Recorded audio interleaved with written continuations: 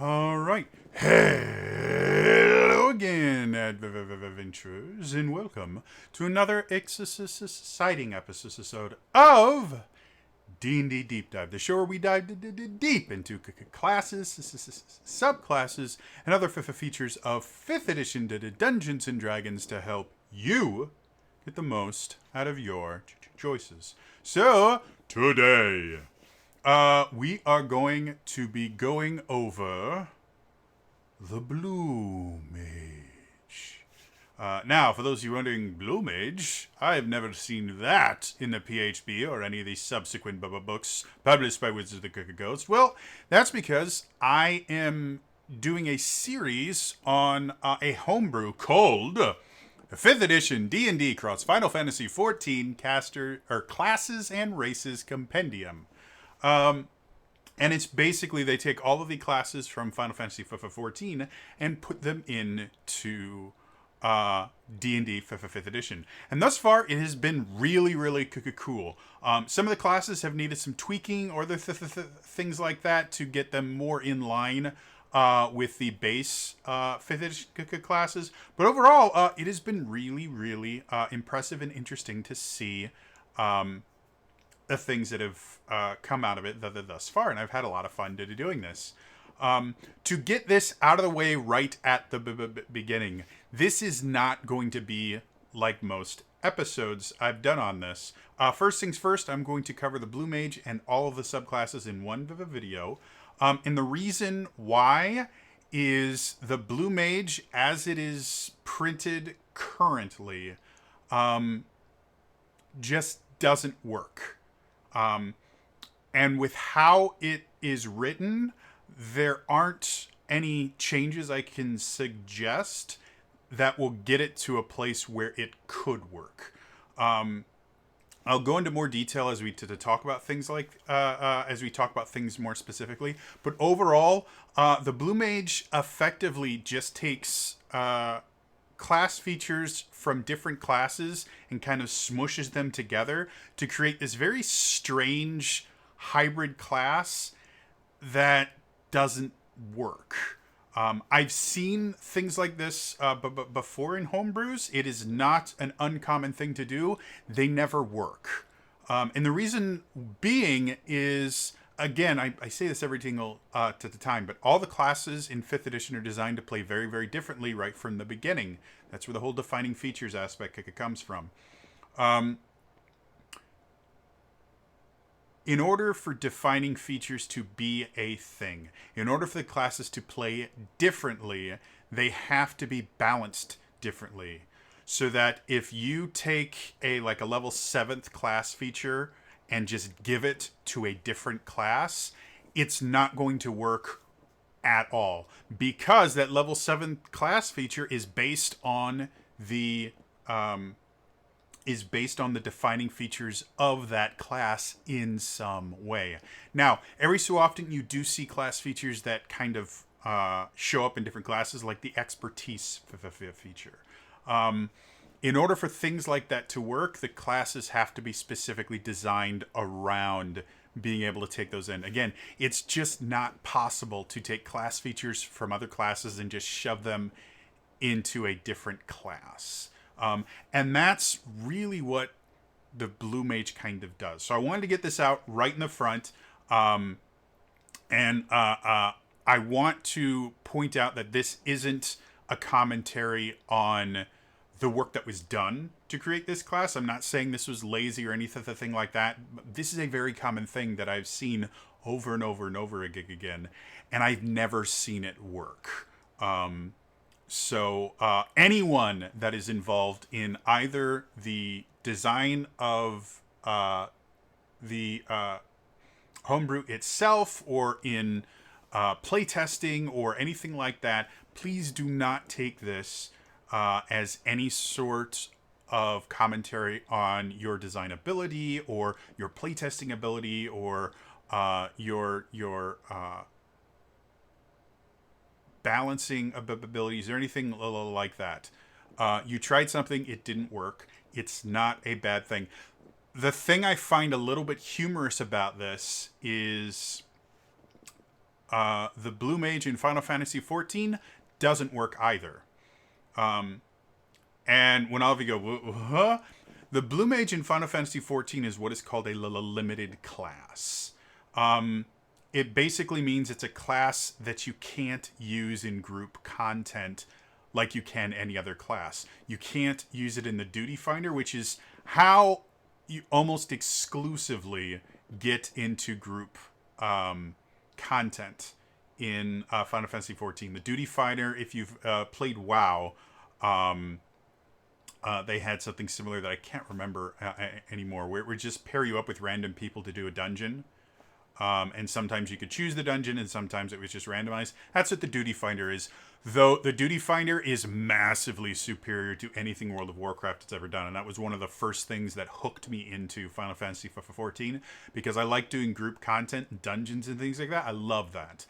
But I don't like guilds and the things like that, because they always turn into politics. Not politics as in, the president and all that. I'm just talking about politics as in, well, Johnny doesn't like, Jim, and so I'm not going to allow him to be a commander in my guild, and, well, we're going to start our own guild, and then that's always what they took to turn into. I've never seen a guild, big or small, that didn't eventually get some sort of politics ruining it. So the Blue Mage in Final Fantasy XIV is, it doesn't work. And the creators kind of admit that, and so they put it in as this limited class, meaning it can't, originally it couldn't level up above level 50, which when it was introduced, the level cap was 70. So it was 20 levels lower than every other class in the game. They've made some updates. It can now get up to level 70 when the current level cap is 80. And it still cannot do group contact unless you do effectively what's called unsynced content, where the rules of the Duty Finder don't apply anymore. And you can never be randomly matched up with Blue Mages. It can't work. Even for dungeons in that level range, you can't do it. So I do find it kind of ironic that the 5th edition version effectively works the same way as the Final Fantasy XIV version, in the idea that it's kind of a gimmick, and you can't use it in regular content.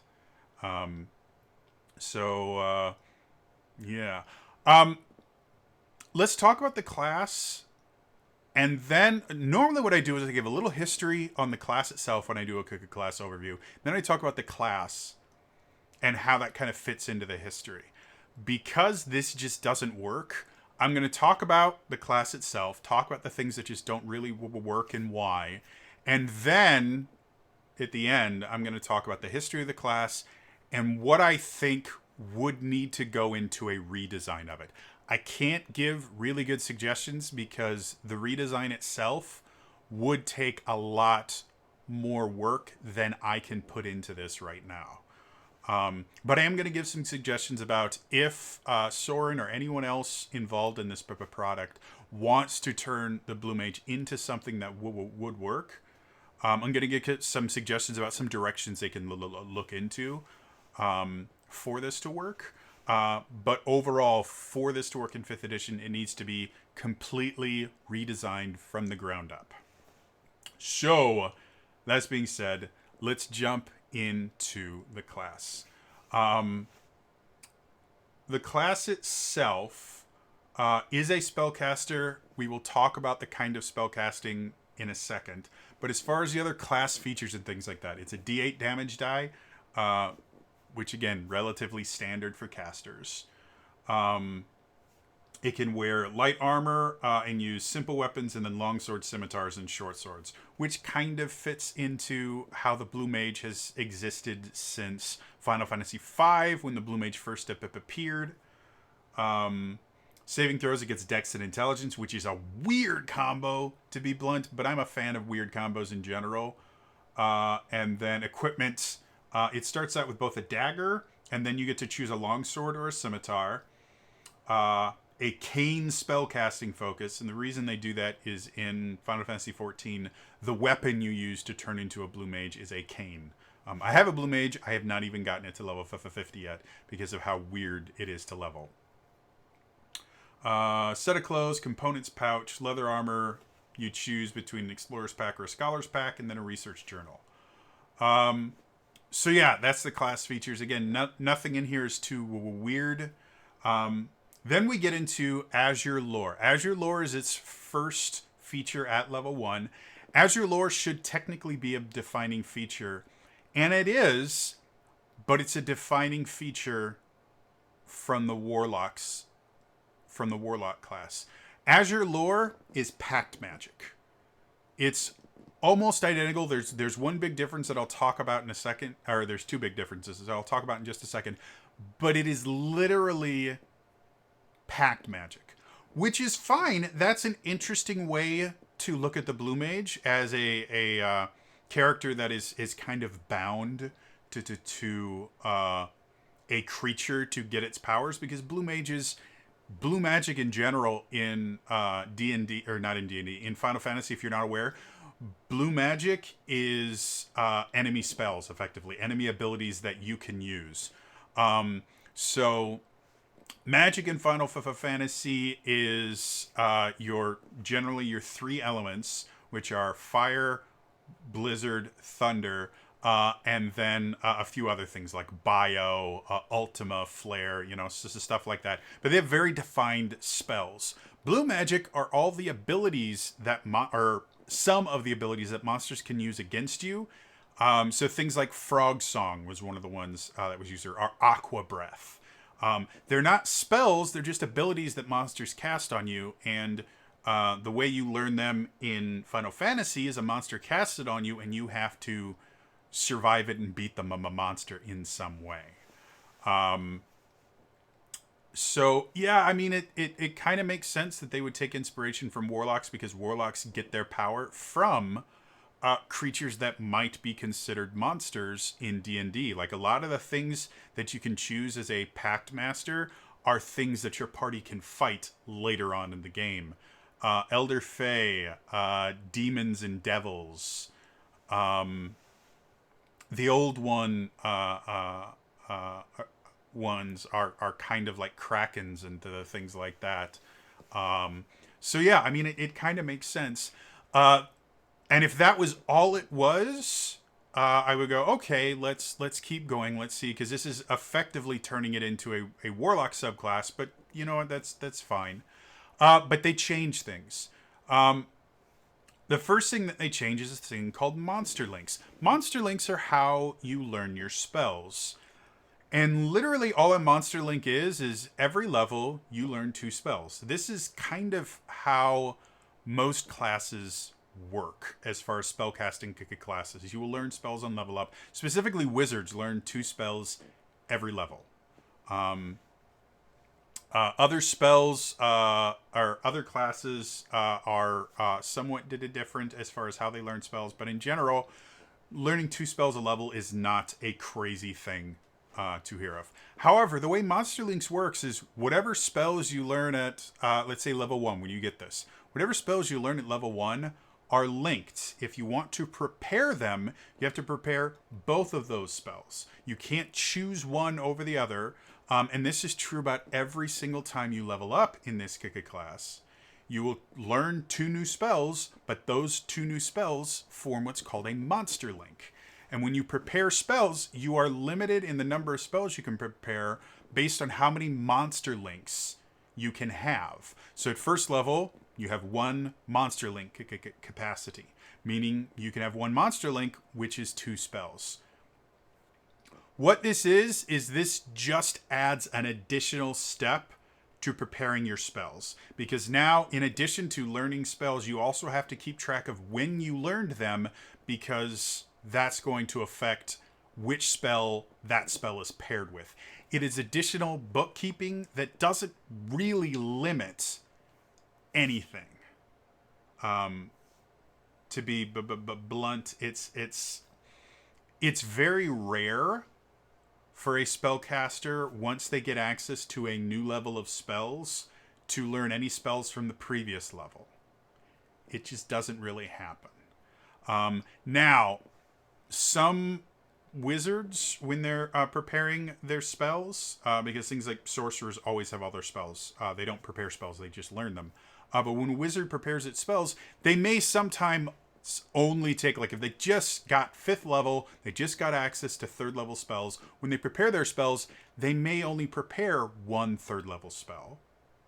While they have access to 2, they may only prepare 1 because they know what they're getting into and they know it's going to be more beneficial to have more 1st and 2nd level spells that they can upcast to 3rd than it is to have this other 3rd level spell. So that's the only place where a blue mage is going to be disadvantaged by the Monster Links system, which is supposed to be a limiting factor. To the class is you have more spells than you can prepare. Now that's not a warlock thing, that's a wizard thing. The big difference between warlocks and wizards, for the most part, is the fact that wizards get a spell book, whereas warlocks don't. Now, warlocks do have one of the packs they can get that I'm looking up right here, so I don't...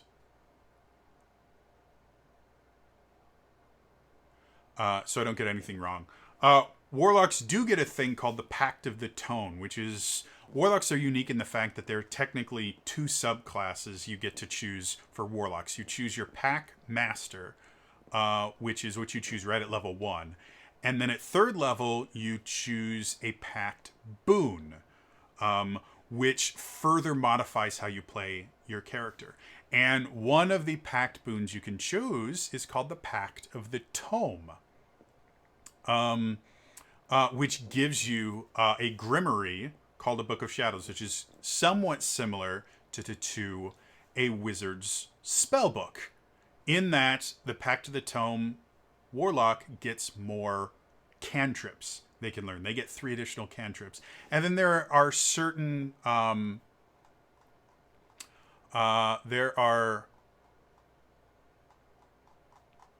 looking for the word now because my mind is just gone. Eldritch invocations, there we go. There's certain Eldritch invocations that require the Pact of the Tome in order to get. But in general, it doesn't allow them to learn more spells, they just get more cantrips. Leveled spells isn't changed. For the blue mage, in addition to their monster links, they get a research journal. The research journal is a wizard's spellbook. Now, the wizard's spellbook is a defining feature of the wizard. It's something that only wizards get. And what it means is wizards technically can learn every spell in the game that is on their spell list. No other class in the game can do that because wizards can copy new spells into their spellbook, whether it's by finding another wizard's spellbook and copying them down, or by finding spell scrolls and copying them from there. It costs money and time to do it, but it's one of the big things that make wizards as powerful as they are, is that they literally can have access to all the spells. They can only prepare a certain number per day, but having literally every spell at your fingertips and having the largest spell list of any class is really useful. The research journal works the exact same way. If you find another research journal, or specifically, when you find the research notes of a peer or a tome with well-detailed monster links, you can copy the pair of spells into your research journal if you have the spell slots of the appropriate level and spare time to decipher and copy the notation. So, the blue mage is a wizard warlock. It's a wizorlock.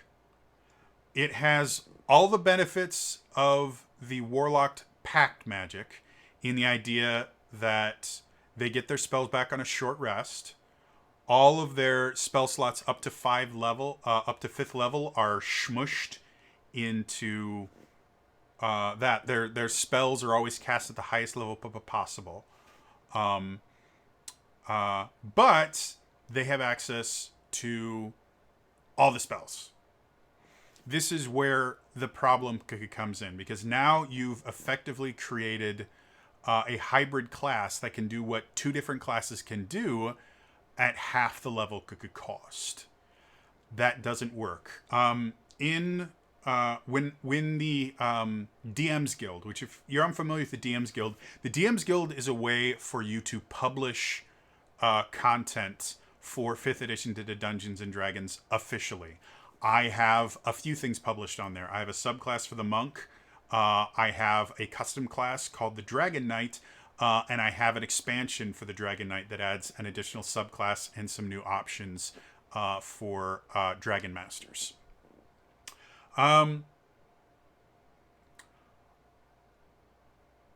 For the DM's Guild, when it first launched, one of the things you would see on there pretty common was a way to multi-class without multi-classing. And the first one I looked at was a class called the Pugilist. The Pugilist was a barbarian monk. It had all the abilities of the barbarian, or most abilities of the barbarian with the rage and everything like that, and most of the abilities of the monk. So the Pugilist was always going to be more powerful than both the monk and the barbarian, because it was effectively like they multi-classed, but they didn't have to split their leveling to get the multi-class. And that's effectively what the Blue Mage is doing here, is you are a Wizorlock without having to spend the class levels to multi-class into both a wizard and a warlock. The other big difference between a Wizorlock and the Blue Mage is the Blue Mage uses intelligence for all their casting. Or actually, no. You can actually choose, depending on the subclass you choose, you will either use intelligence or charisma, depending on which subclass you choose. Another thing that doesn't happen because it changes the fundamentals of the class as far as your spellcasting thing. But that's, to be perfectly honest, neither here nor there. So if you were to multi-class a warlock and a wizard, one of the big issues you would have is warlocks are charisma-based casters, wizards are intelligence-based casters. So any warlock spells, you would have to use a different spellcasting modifier than any wizard's spells.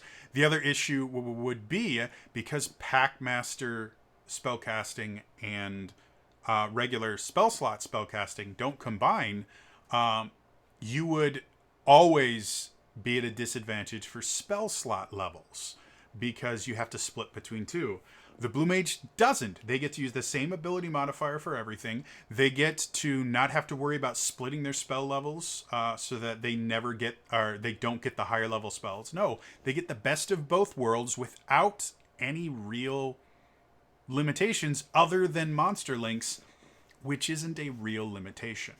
And that's the trouble when you just take class features from one class and shove them into another one.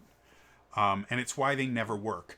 It's why 5th edition class design is so difficult to get right, but when it does, it's really, really interesting, like the Battle Rose I talked about before. Because they're designed to play so differently, the multi-classing limitations are essential to make the classes work. If you find ways to multi-class without those limitations, they no longer work, and they fight against each other. So yeah, that is Azure Lore. It's Pact Magic plus Monster Links,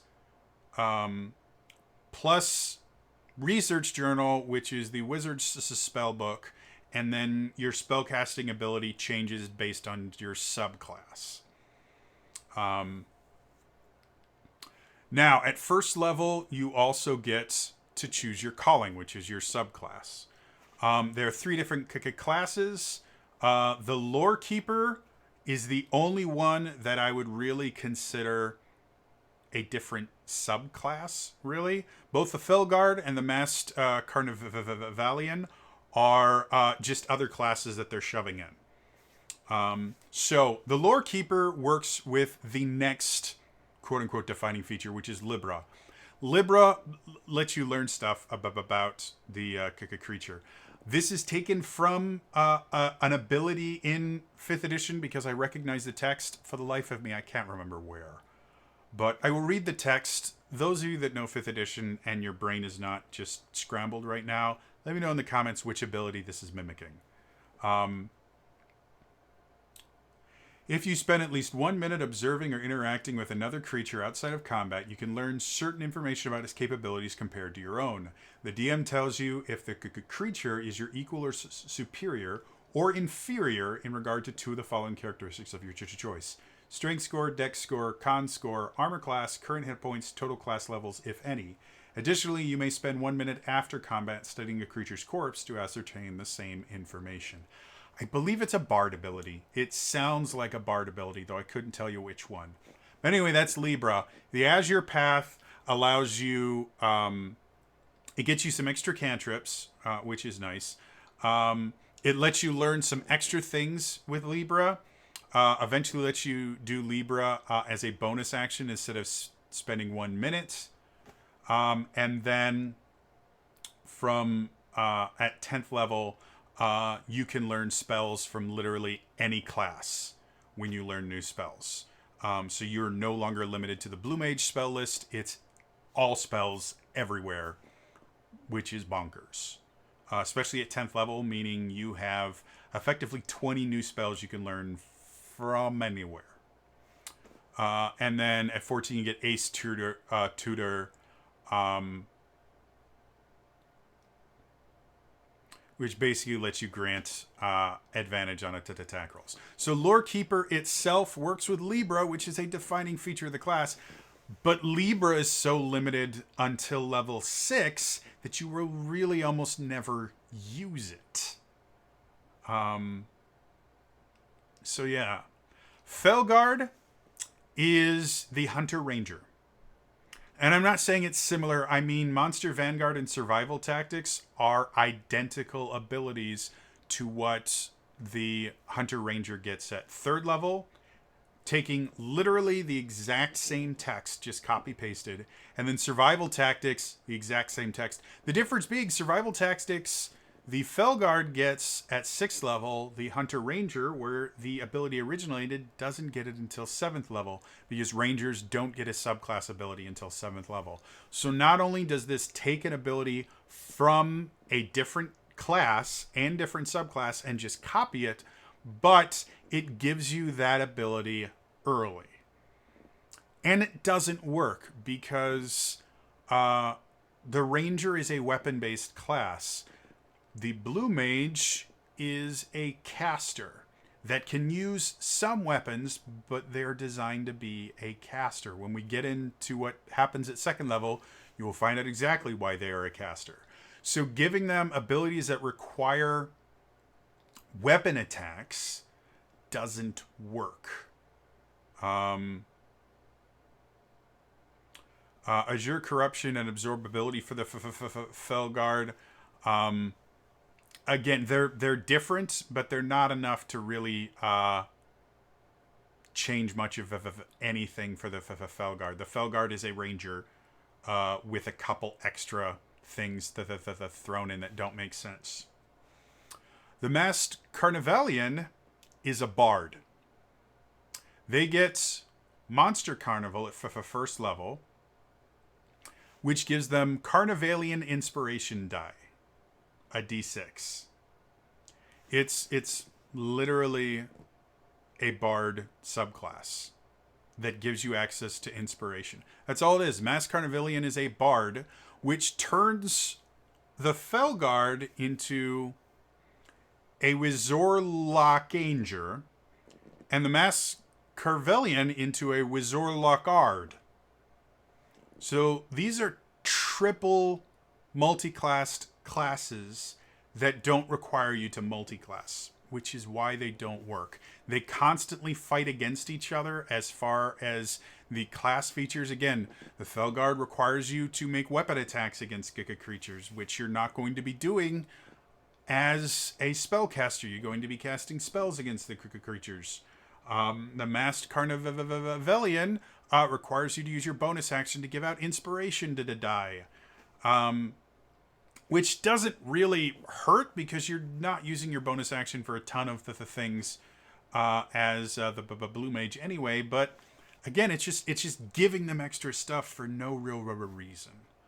All of that gets even more complicated when you get to level 2 and you get monster mimicries, which are Eldritch Invocations.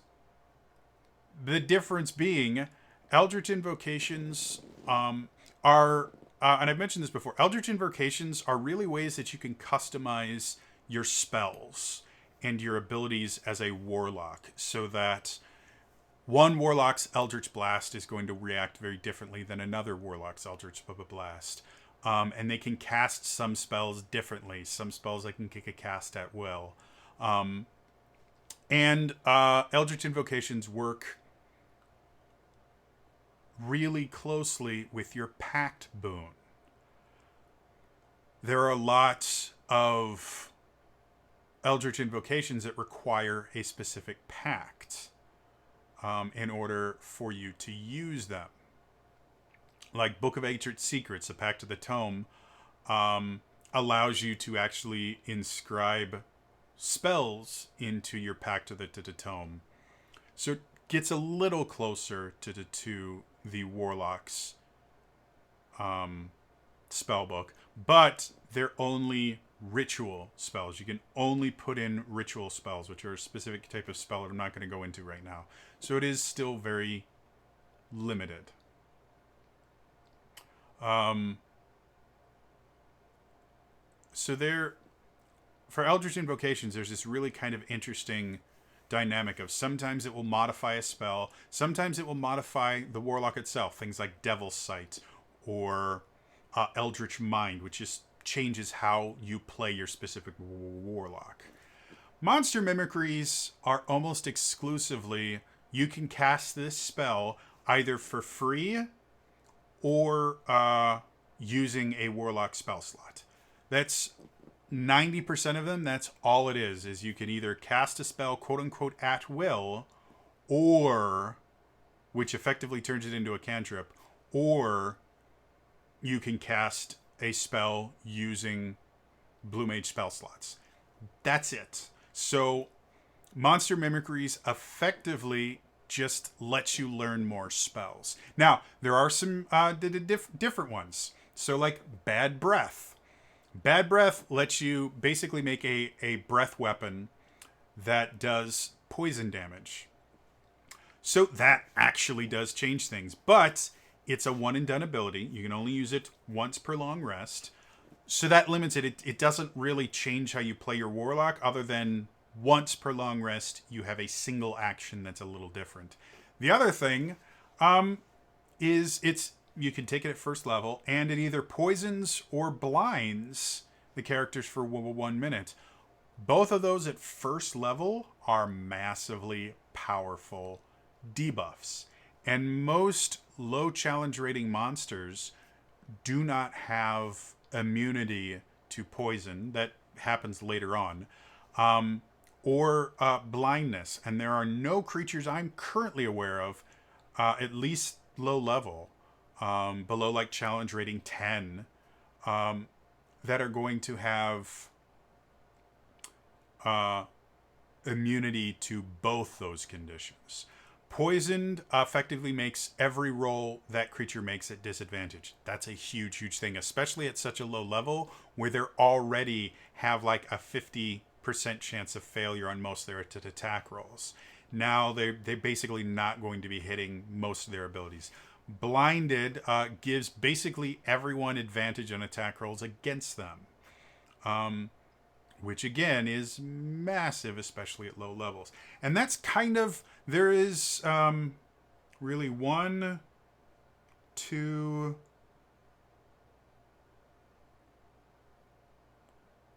3, let's say 5. I'm not 100% certain, but let's say roughly around 5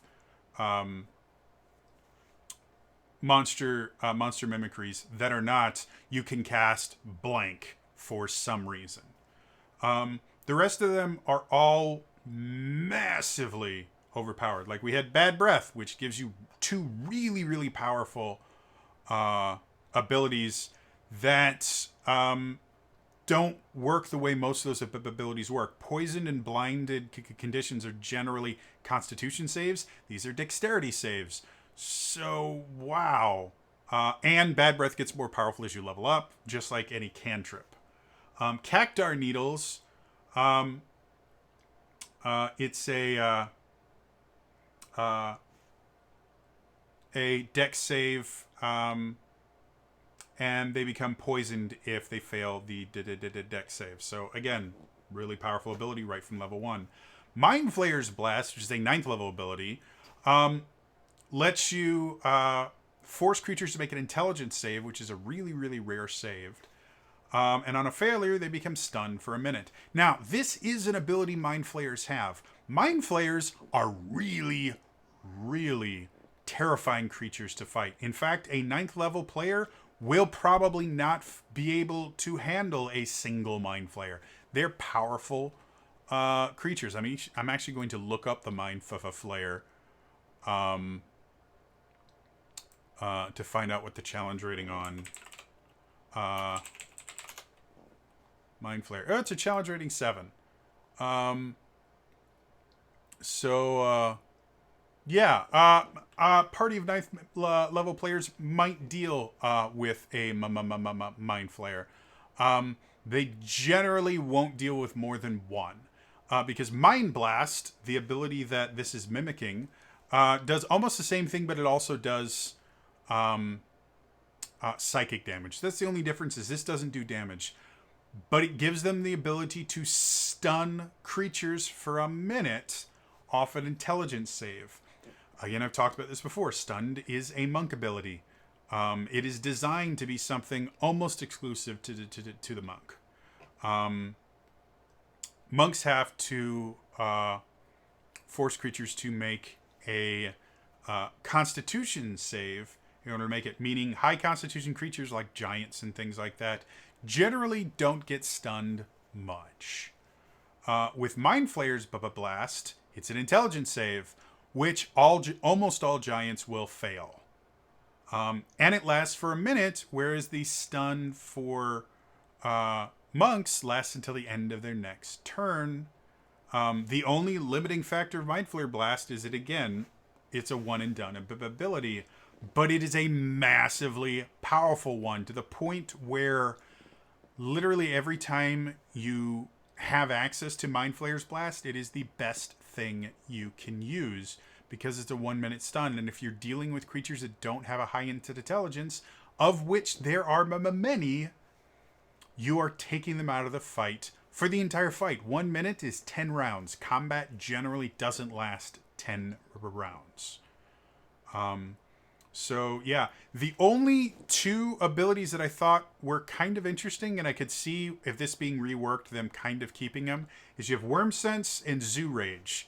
Worm Sense requires 15th level, and it basically just gives you 30 feet of Tremor Sense, which is interesting, seen as Tremor Sense is nowhere near as useful as Dark Vision that sees through magical darkness, which Eldritch Invocation will give you at level 1.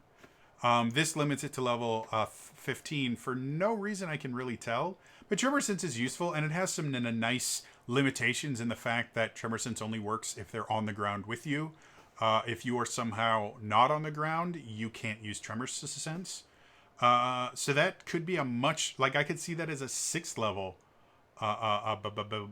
ability instead of a 15th. And then Zoo's Rage is effectively you leap, as an action, you leap 20 feet and you make a melee weapon attack. Which I like. That in itself is kind of how I think the Blue Mage should be built. Is these monster mimicries should be a level 1 thing. They should be limited by level, so that as you get higher levels, you get access to more of them that you can choose. And they should allow you to do unique things like Zoo's Rage or Worm Sense. They shouldn't just be, here's a new spell for your spellcasting. And again, the issue with Zoo's Rage is this is a casting class that doesn't use weapon attacks. So Zoo's Rage fights against the class. And then as you get higher, Elite Monster Link is... I hate that they don't separate out. Is Mystic Arcanum. It's literally the exact same thing. Elite Monster Link is Mystic Arcanum.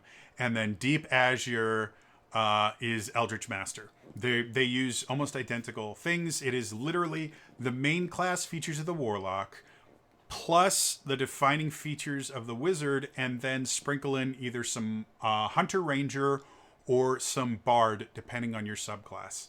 That's what this is, and 100% it doesn't work. Now I'm going to restate what I said in the beginning. This is not a commentary on the creator's ability to create. We've already seen that they can create some amazing, wonderful stuff. This was just a mistake.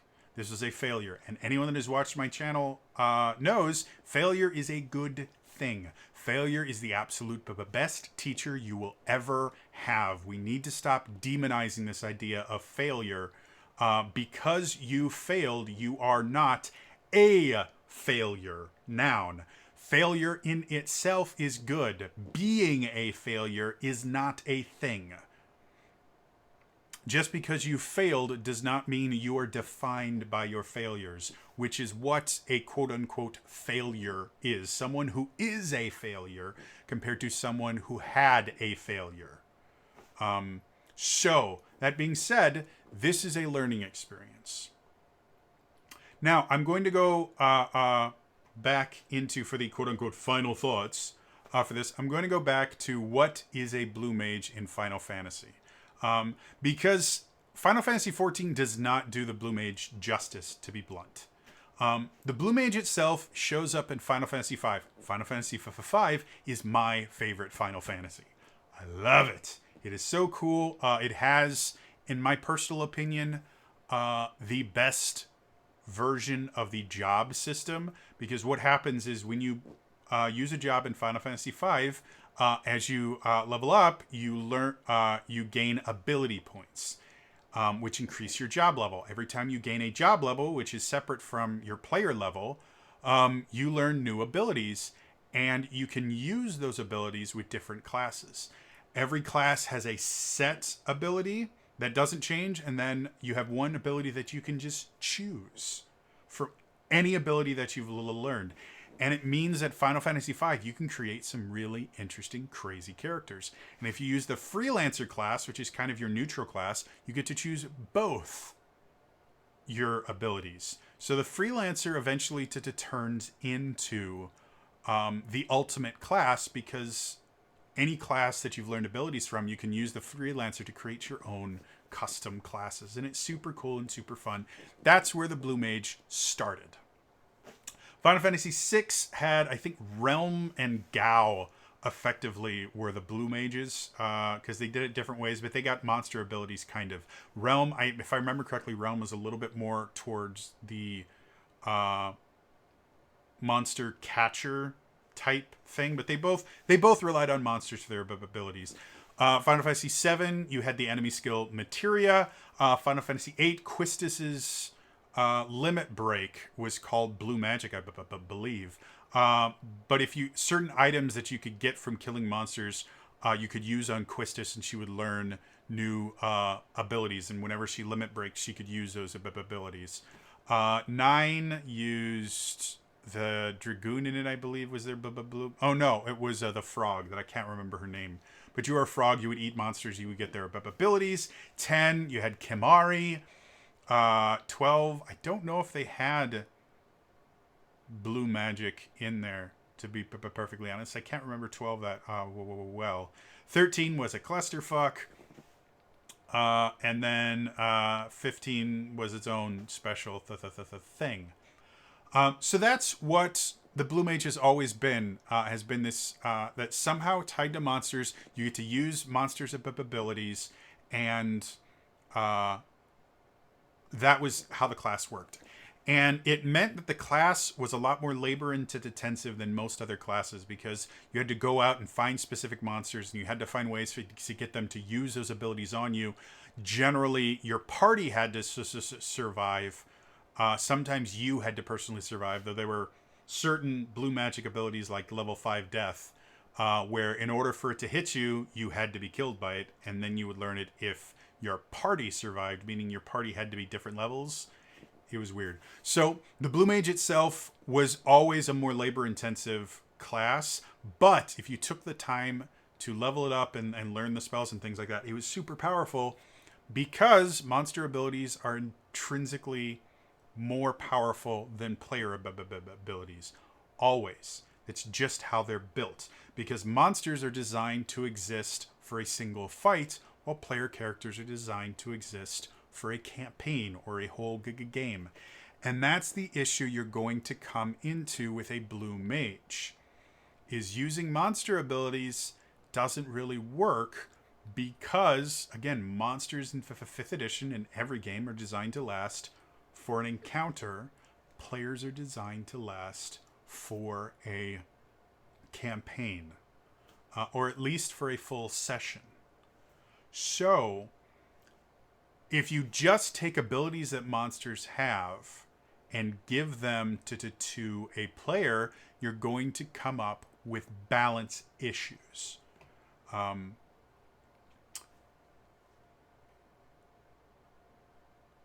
So to redesign this class, what we need to do, effectively throw out Azure Lore. No spellcasting. As much as blue magic is a spellcasting thing in most other, or in all other Final Fantasy games, let's get rid of the idea of spellcasting, because none of the current spellcasting models are going to work for a blue mage because it requires it to be so limited. So this is not going to be a spellcaster. So we can throw out spell slots, all that thing like that. We are going to need a limited resource that you can use on these abilities.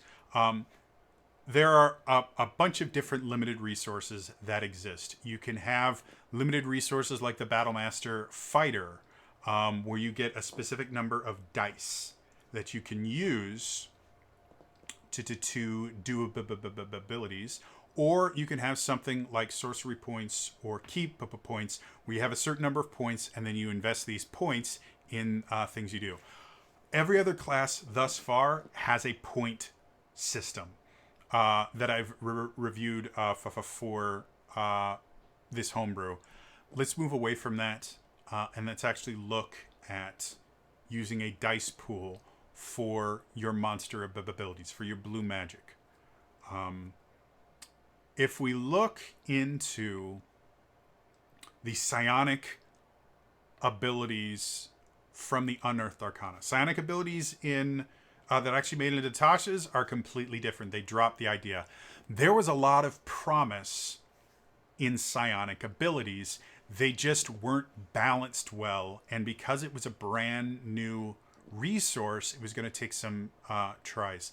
What I think for the blue mage is the blue mage should take the template of the psionic abilities Unearthed Arcana and use that idea of a pool of dice that when you roll it can change.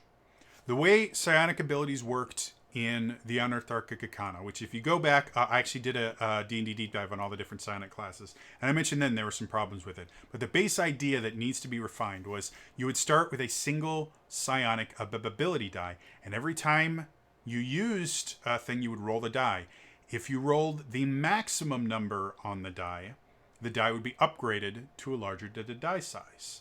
So if it was a D4, it would be upgraded to a D6. And you had a maximum die size based on your level. If you rolled it and you rolled the lowest in a number, it would be downgraded to a lower die size. So if you had a D6, go down to a D4. And if it was already a D4 and you rolled the lowest, you would lose your psionic die and you wouldn't get it back until you completed, I believe it was a long rest.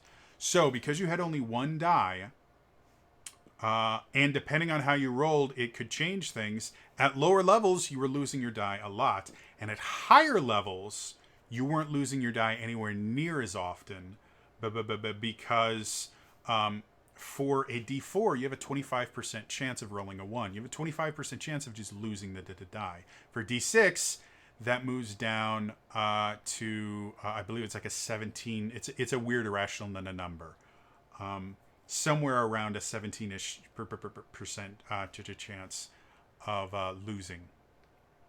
When you get up to a D10, you only have a 10% chance of losing or gaining. But when you get up to a D12, it turns into like a 6 or 7% chance. Again, it's another irrational number. So the higher your level, the less chance. The less it became a limiting factor. If we were to change that and kind of combine some of the things together, this is just a thought and it would require some playtesting. But if we use this psionic die where instead of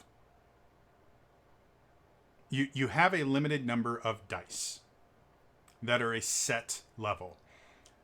And if you roll low on them, something bad happens. If you roll high on them, something good happens. I like that idea. I like the fact of having physical dice representing your limited things. So that could be where we start with this. So we start with this limited die. Let's say they start as D4s.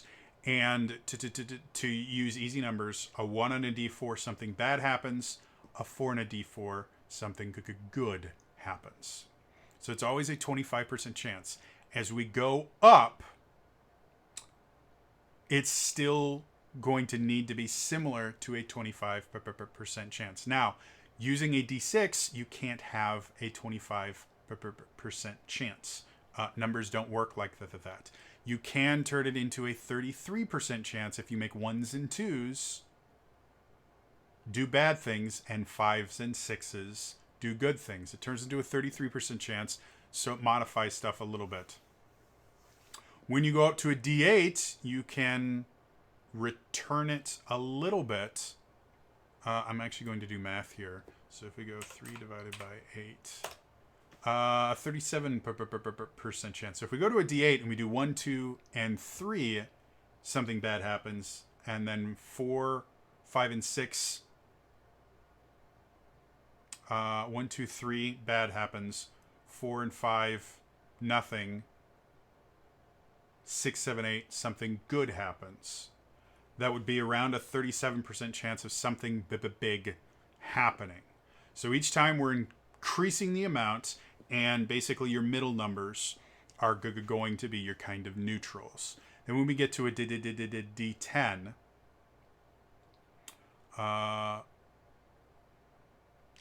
we theoretically could go to 1, 2, 3, 4, bad, 5, 6, neutral, 7, 8, 9, 10, good. So now it's a 40% chance. So every time you go to a higher dice size, the chance of more random things happening increases, but not by a massive amount. Now, the other thing that was a problem with the system was if you were rolling well, you never ran out of your limited resource. And if you were rolling poorly, you ran out of it too quickly. If we commit to the idea of every time you roll a die, it goes away, we can control the limited resource by limiting the number of dice you have. And then the only thing we need to balance is the bad things that happen and the good things that happen. So that you don't... the limited resource, you're not going to run into the problem of the limited resource that we've seen with some of the subclasses that I've talked about. This will always mean you have a set number of these dice you can use, and whenever you use them to use your Blue Mage abilities, you're going to be able... you're going to be limited in what you can do. Now, the abilities that you do for the Blue Mage are going to have to be inspired by monsters in some way, shape, or form. And then the neutral version will be the quote-unquote balanced version of them, where you take away a bunch of the things so that it will work as something that a player can do. The negative ones will involve it either being less potent or maybe something bad happening to the Blue Mage or the party, a la wild magic, where some of the wild magic things causes the sorcerer to do things like cast a fireball on themselves. Then the good things could be additional damage or additional things happen, like maybe a status effect happening.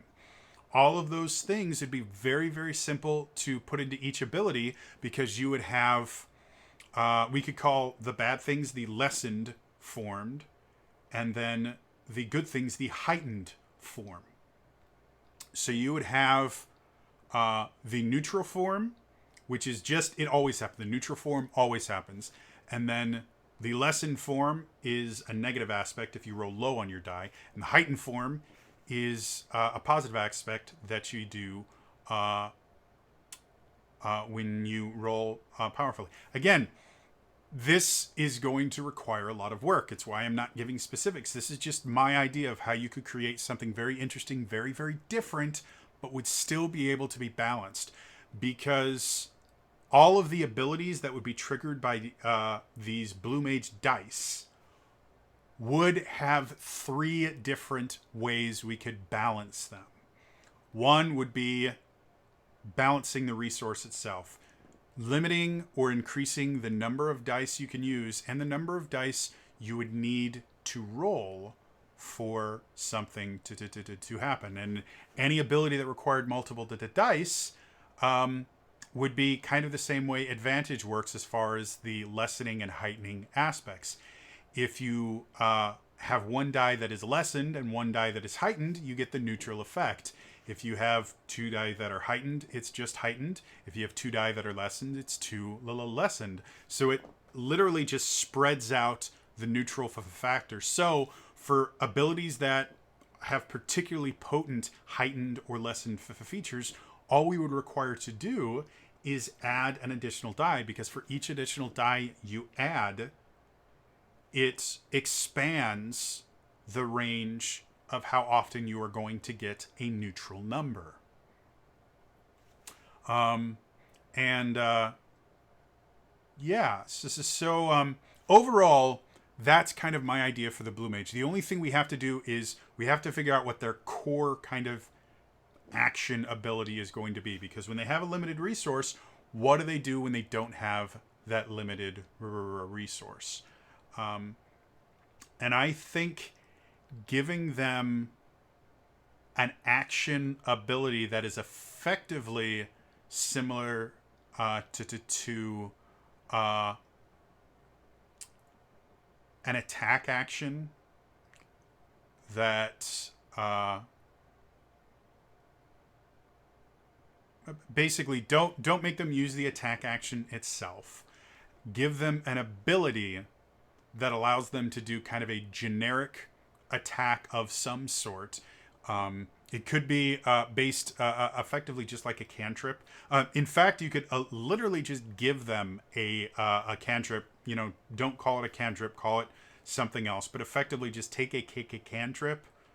Probably one of the what would probably be the most fun would be giving them one of the Blade Singer cantrip. So Green Flame Blade, Booming Blade, or Sword Burst, or Lightning Lure. One of those 4 cantrips, giving a version, or maybe letting them choose a version of one of those cantrips, and that will be their kind of base action when they're not using one of their Blue Mage abilities. It requires one of these blue magic dice. They will have this just basic action that they can do that they can use for damaging, and it gets more powerful as they level up. So they never feel like they always have to have one of these things there. And it will mean that when we do find the right abilities and things like that, it could be something really, really cool. As far as subclasses, I really think subclasses specializing in a particular kind of monster would be really cool. Specifically, choosing monsters that are really powerful, that are a fairly decent number of variations. Dragons are the first one that comes to mind. Undead are a second one that comes to mind. And maybe constructs being a third one, where when you choose your subclass at whatever level they decide to, I generally do third because that's what I'm most useful. But again, as you rebuild this class, you may choose to change that. You would get access to a new list of very similar to the Battlemaster Fighter, where you would have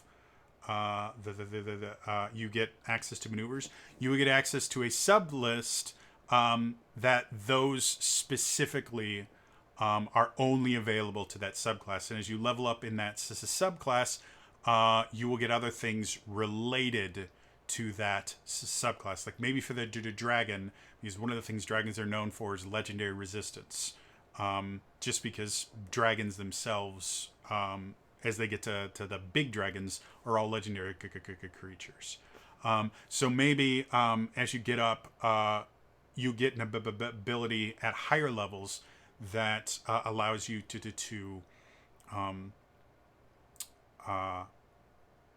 choose to succeed on a saving throw when you normally after you fail, you can just choose to succeed on a saving throw once or something like that. For undead, something that's remarkably common with more powerful undead is a regeneration type of ability. So having a limited regeneration ability put in there.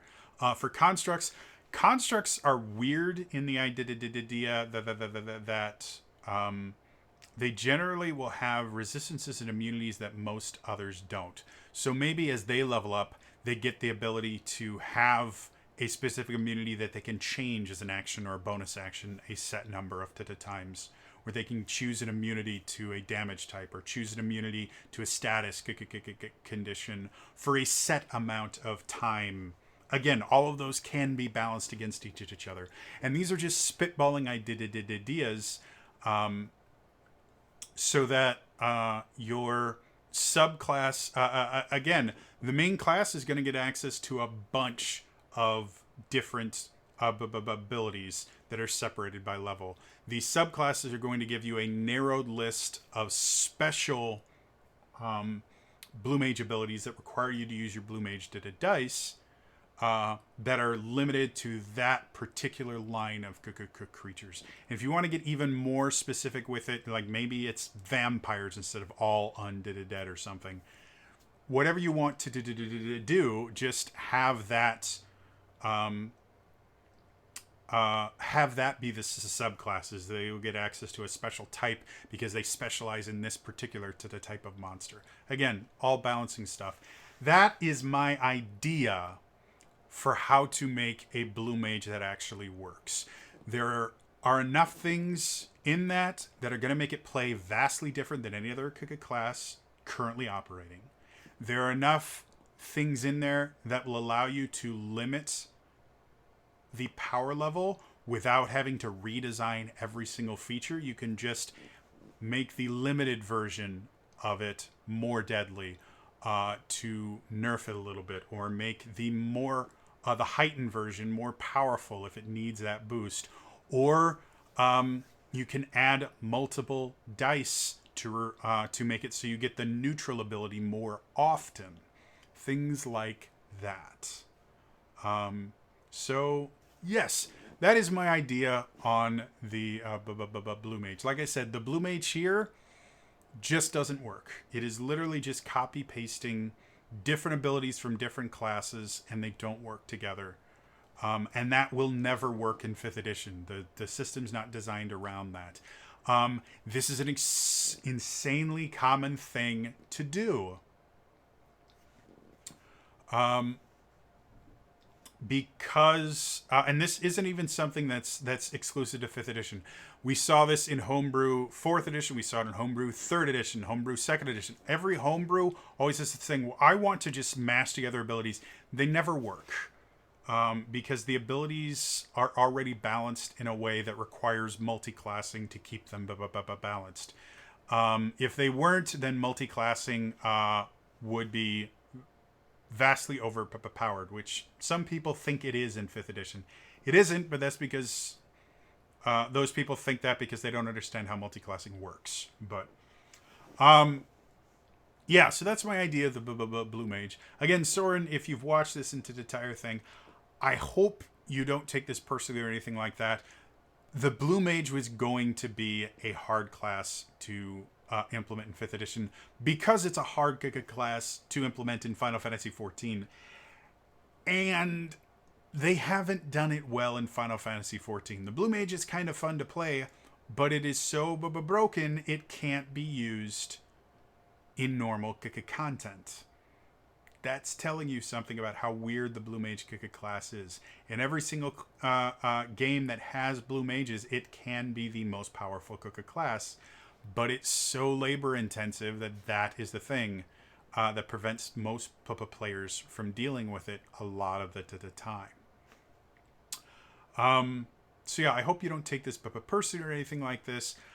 This version of the Blue Mage doesn't work in any way, shape, or form. There are no corrections you could make to the class that would make it work. From its inception, it just isn't a class that can work. But I've given you an idea for an alternate way to make a Blue Mage. I think it's interesting. I think it could be a lot of fun.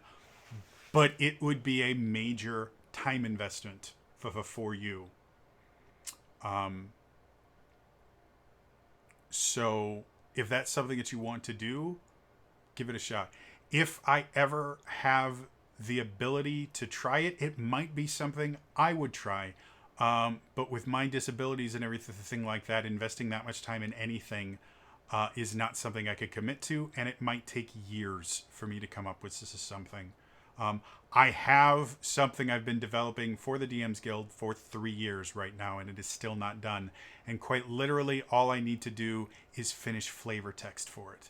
That is how bad I am as far as my mental health and everything. So I would love to say I would like to help you with it, but I can't make that kind of commitment because I would end up screwing you over, and I don't want to do that. But yeah, for those of you that are not Soren and did not create this, like I said, I cannot recommend using the Blue Mage as it is because it's not really a separate class.